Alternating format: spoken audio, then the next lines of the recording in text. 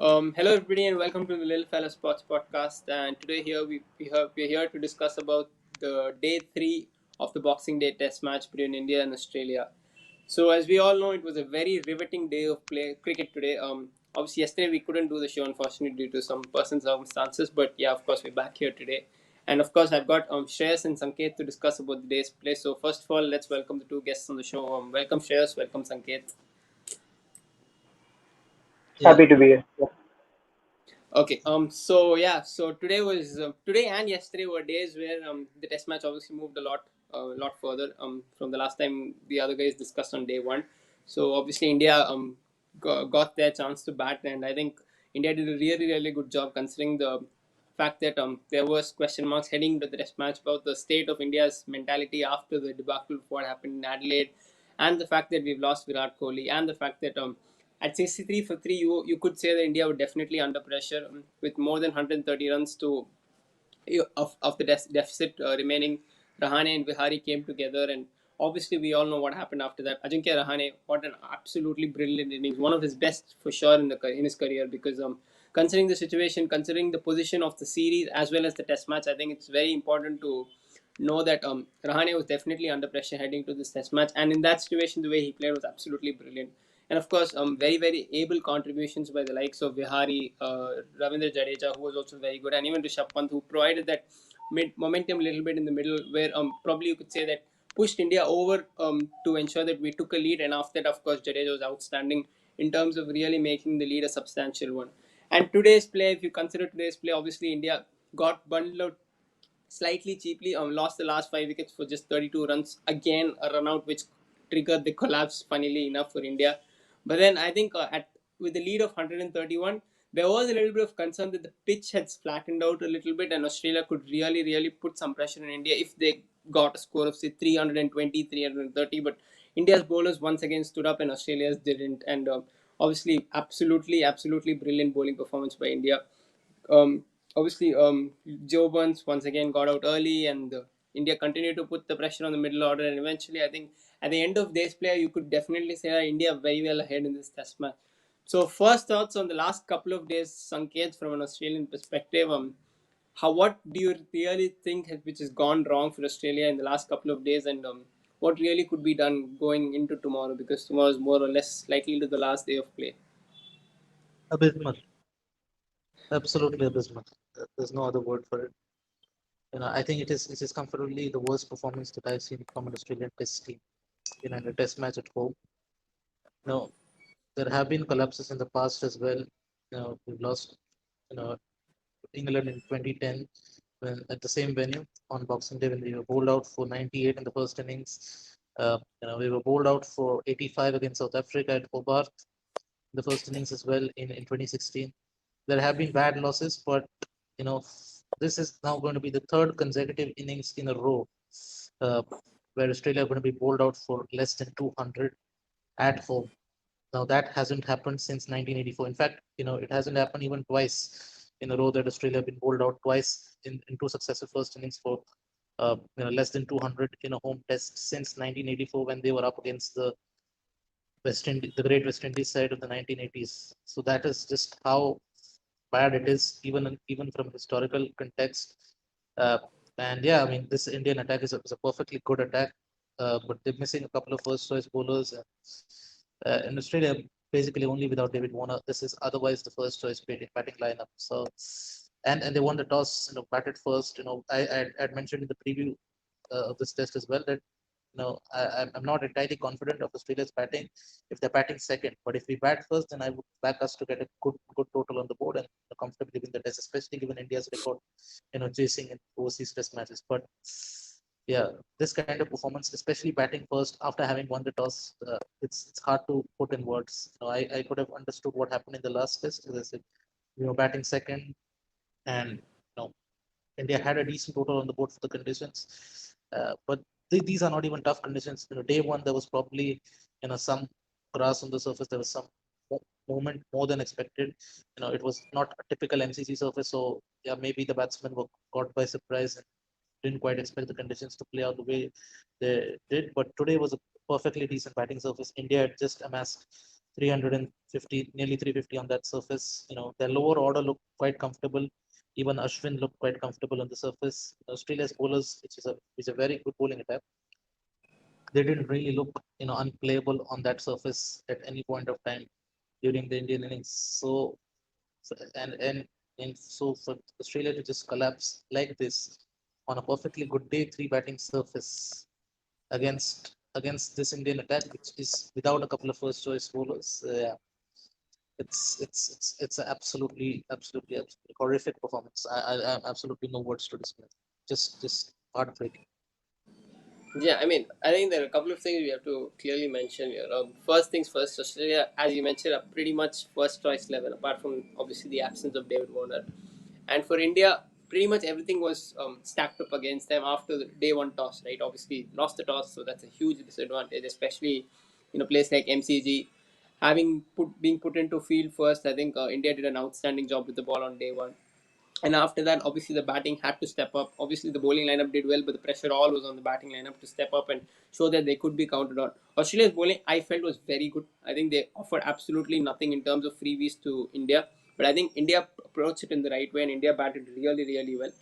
They could have probably got another 40 or 50 runs more, or they could have even fallen short by another 40 or 50 runs. So I think overall, I think India's batting did really well. 326 on that wicket against that kind of attack was outstanding, and I genuinely expected Australia's batting to turn up today because the pitch really looked, especially in the last couple of sessions of play, I think pitch had really, really not much. I mean, you could even see from the first few overs Ashwin bowled. On day one, he was getting that extra drift and bounce. There was none of that today, right? And even likes of Bumrah and Umesh, they really didn't get much swing at all. And I genuinely thought Australia were going to put up a huge total today, and there'd be genuine pressure on India heading into the final innings. But as things stand, I think India in a very, very comfortable position, and I think if one thing that has to be blamed from an Australian perspective, I think it's clearly the batting lineup. Obviously, Steve Smith's been a very surprise failure so far, but I think we can cut some slack of him. He's been an outstanding performer for years and years together, and if he doesn't perform, there are still six other guys who can perform and take the team forward. And it's not very difficult conditions. And as you mentioned, India are missing Umesh Yadav. I mean, Umesh Yadav today, obviously after his injury, and already missing Ishant Sharma and Mohammad Shami.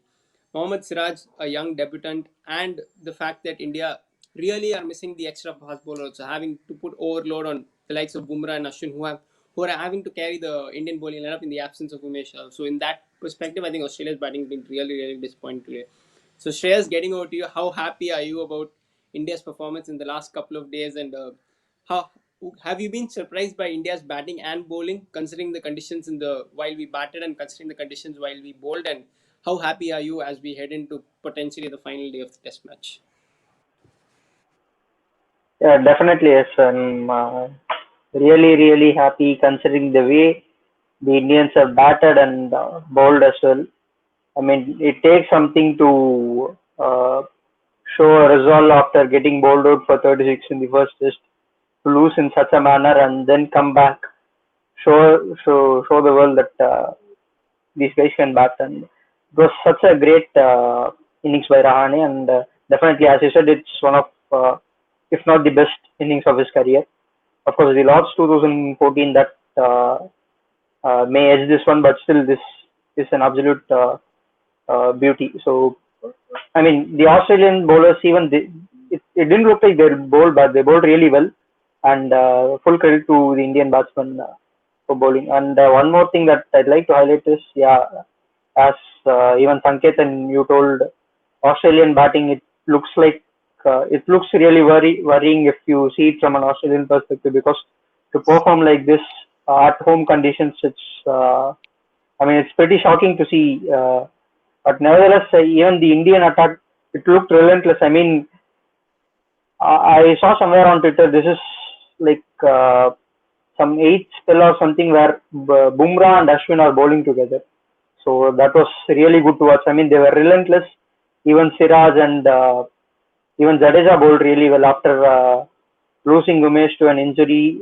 These bowlers stepped up, and even towards the end of the day's play, I thought there will be another wicket, because frankly, it looked very relentless. And this is the most happiest thing for me, because I've seen the likes of Vinay Kumar leading our attack at Waka at Perth in 2011, and we've come a long way. So kudos to all the Indian team management, including Ravi Shastri for this.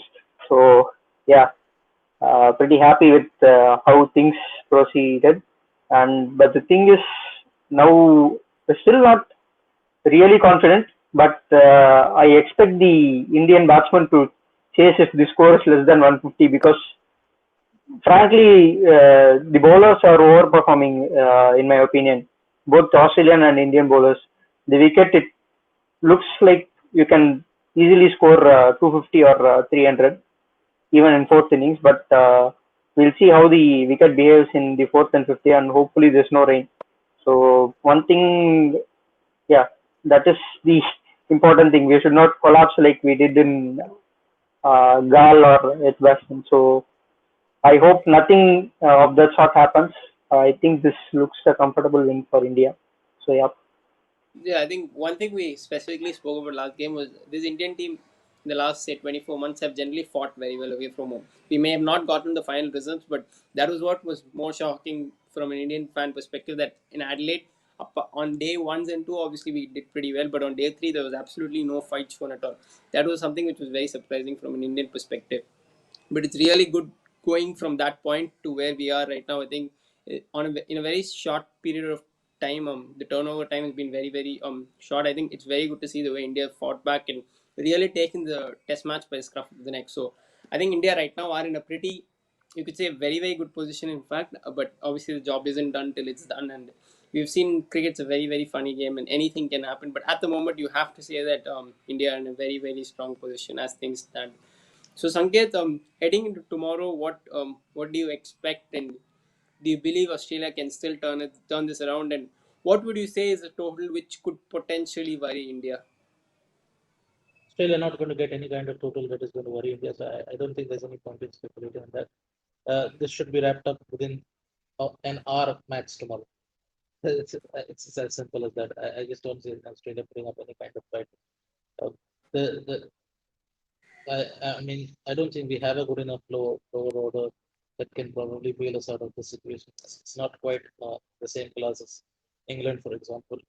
Don't have a lower order batsman who can really counter attack and take the game away from India the way Sam Curran did.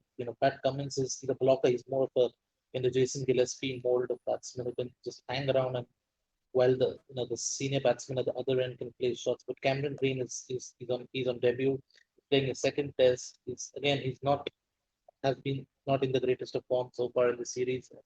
He's probably fighting for his place in the side, so you cannot really expect him to go out and play his shots. And yeah, I mean, if Australia had maybe a frontline batsman at the crease who can attack the bowling, can counter attack and put some pressure back on the bowlers, there might have been some slim chance. But with this batting lineup, with Green and Cummins, I don't think they will be able to put any kind of pressure back on the Indian bowlers to really force it away into the test match. Australia's batting so far, across both the tests have been way too defensive. They've completely let the Indian bowlers take control of the proceedings, and there has been absolutely no initiative from them, to stamp their authority or put pressure back on the bowlers. And I don't see any reason why that is going to change tomorrow with Green and Cummins and Starc and Lyon. He's a good. Starc can slog a few runs, but he's pretty much he's a glorified slogger. He's not a proper batsman like a Sam Curran, for example, who counter attacked really well against India in that series in 2018. I don't think Australia have that kind of counter attacking abilities in the batting lineup. As I said, Cummins would be a decent batsman. If you had someone like a Steve Smith in peak form at the other end, then yeah, maybe they could have made a game out of this. But with what we have right now, yeah, I think we can probably score about maybe another 50 to 60 runs max. I think we'll probably get score around 30 to 40. But yeah, 50 to 60 I think would be a very highly optimistic scenario for Australia to score. Uh, that would probably just about bring about some sort of respectability. But I think India should win by 10 wickets or probably 9 wickets. Uh, Anything other than that would be a shock of even bigger proportions than I did. Uh, but with regards to total that Australia need, in my opinion, minimum, I think they would probably, I think they would take, I think anything over 100 right now. But yeah, in an ideal world, I think You probably need around 170 to 180, I think, to have a really competitive game in the fourth innings. But yeah, there's no way that Australia getting anywhere close to that. So yeah, this test is done and dusted. I mean, clearly can see that you don't have too much hope left heading into tomorrow. But I mean, I think the problem with India right now is there's a little bit of what happened last game, and I think that's what's lingering at the moment. I think it was if it was any other situation, you could say that okay, the game's pretty much done. Even if Australia do end up getting 70, 80, 90 runs tomorrow, I think you would back this Indian team to chase 100 or whatever it ends up. But the fact that whatever happened in Adelaide, I think you can't really forget what happened, and I think it could potentially play in the minds of our batsmen. Hopefully, it doesn't, but I think that's the only point of view. But obviously, India's bowling attack, I think I still trust them to wrap it up pretty quickly. Hopefully, not more than 50 runs, and I think from an Indian perspective, if we can do that, then I think the win should be not too far away. So, Shreyas, heading into tomorrow, how confident are you, and do you think the job will get done? Yeah, I think we'll get the job done. So even if the target is somewhere around 100, I think we'll be able to face it with ease. Because honestly, the wicket, it doesn't look like it offers anything. So I expect the Indian batsmen to chase it. If they don't, I don't think they deserve the victory itself. So yeah, another one special thing that I wanted to mention. Matthew Wade really looked good today. So one bad shot and he got done by Jadeja's pace. So credits to Indian bowling. But I have a question for Sanket. Like if Warner is back, obviously the choice is you replace Joe Burns with David Warner. But yeah, what if Pukowski or someone is back? So you move Wade from opening to number 5, or you stick with him as the opening slot, or you remove Cameron Green or something, because even Green did pretty well while bowling too. I mean, he didn't give away many runs and he was bowling with discipline. So I want to hear your Yeah, thoughts. What will be? I would keep Matthew Wade at the top of the order. I think he's looked by far the most comfortable Australian batsman against the Indian seam attack, especially against Bumrah. I think he's looked more at ease than any other batsman in our side. So I would like to keep him there. I think, especially, even when David Warner was fit, we have been struggling to find a partner for him for the last several years. So I think Wade has shown some potential in that position, even though it's not his natural position. But he bats at 3 these days in first class cricket for Tasmania, who play their home matches at Hobart, which is quite a green surface. So he's clearly battle hardened against the moving ball in swing and seam conditions.